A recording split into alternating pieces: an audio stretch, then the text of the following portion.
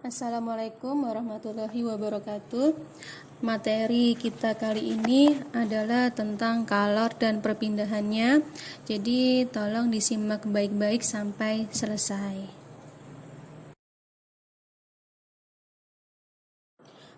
Tujuan pembelajarannya yang pertama, peserta didik mampu menjelaskan tentang kalor. Kedua, peserta didik dapat menerapkan persamaan kalor untuk kenaikan suhu pada persoalan yang sesuai. Ketiga, peserta didik mampu menjelaskan dan membedakan macam-macam perpindahan kalor dalam kehidupan sehari-hari. Yang pertama, kalor.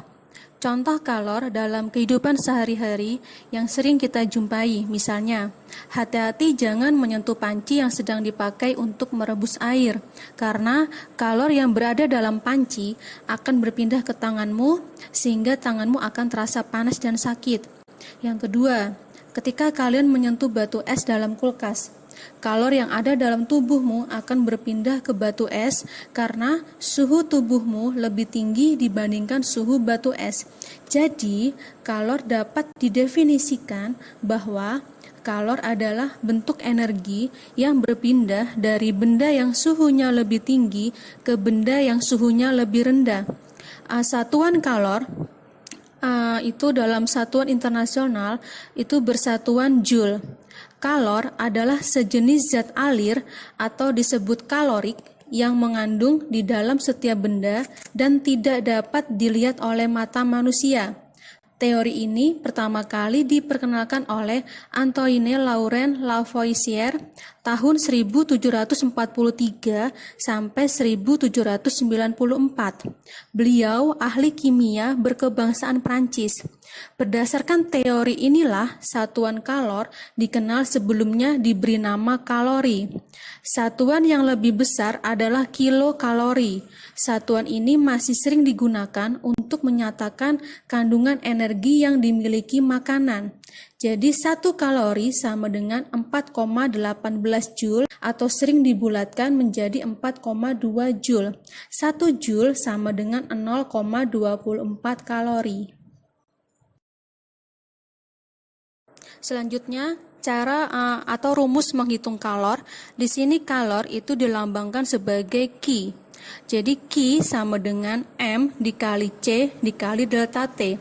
Keterangannya, Ki itu adalah kalor satuan Joule, M itu adalah massa satuan kilogram, C itu adalah kalor jenis zat satuannya Joule per kilogram derajat Celcius. Sedangkan delta T sama dengan kenaikan suhu, satuannya derajat Celcius. Untuk menghitung delta T atau kenaikan suhu, itu rumusnya adalah suhu akhir dikurangi suhu awal. Contoh soal, nomor 1. Berapa kalor yang diperlukan untuk menaikkan suhu 250 gram air dari 20 derajat Celcius sampai 100 derajat Celcius jika kalor jenis air adalah 4200 Joule per kilogram derajat Celcius. Pertama-tama yang perlu kalian tulis yaitu adalah diketahui. Setelah diketahui, kita lihat dari soal, masanya itu adalah 250 gram. 250 gram itu harus kita rubah menjadi kilogram karena massa itu satuannya ada kilogram. Jadi 250 dibagi 1000 sama dengan 0,25 kilogram. Untuk kalor jenisnya C sama dengan 4200 Joule per kilogram derajat Celcius. Kemudian kita cari kenaikan suhu atau delta T-nya dengan cara T2 dikurangi T1 atau suhu akhir dikurangi suhu awal. Di situ tertulis suhu akhirnya adalah 100 derajat Celcius. Suhu awalnya 20 derajat Celcius. Berarti 100 dikurangi 20. Hasilnya adalah 80 derajat Celcius. Baru kita hitung Q-nya atau kalornya dengan rumus Q sama dengan M dikali C dikali delta T. M-nya 0,25 dikali 4.200, itu halnya 1.050, baru dikali 80, sama dengan 84.000 Joule. Selanjutnya kita belajar tentang kalor uap. Di sini kalor uap suatu zat adalah banyak kalor yang diperlukan untuk menguapkan 1 kg zat cair pada titik didihnya. Satuan kalor uap adalah Joule per kilogram. Untuk rumusnya, Q sama dengan massa dikali kalor uap. Di sini Q sama dengan kalor yang diperlukan, satuannya Joule, M, massa zat satuan kilogram, U. Nah, U itu ada lambang dari kalor uap dengan satuan Joule per kilogram.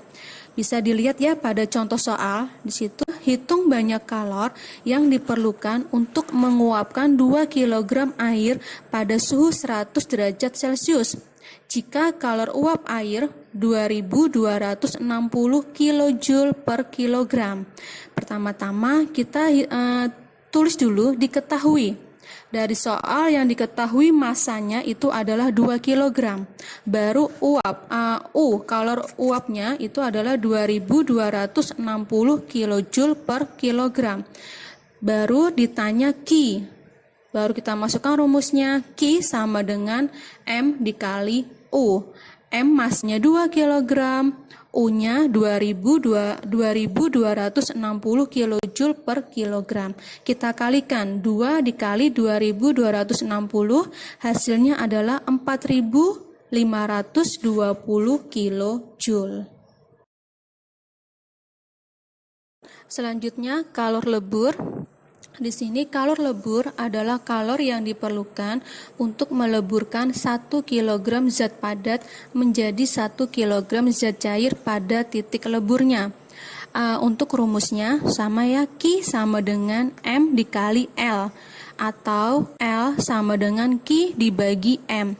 Untuk keterangannya, Q itu adalah kalor yang diperlukan, satuannya Joule, M itu massa zat satuannya kilogram, L itu adalah kalor lebur satuannya Joule per kilogram. Dilihat pada contoh soal. Berapakah kalor yang diperlukan untuk melebur 5 kg aluminium jika kalor lebur aluminium 403.000 Joule per kilogram? Sama seperti di awal, kita tulis yang pertama-tama yaitu diketahui.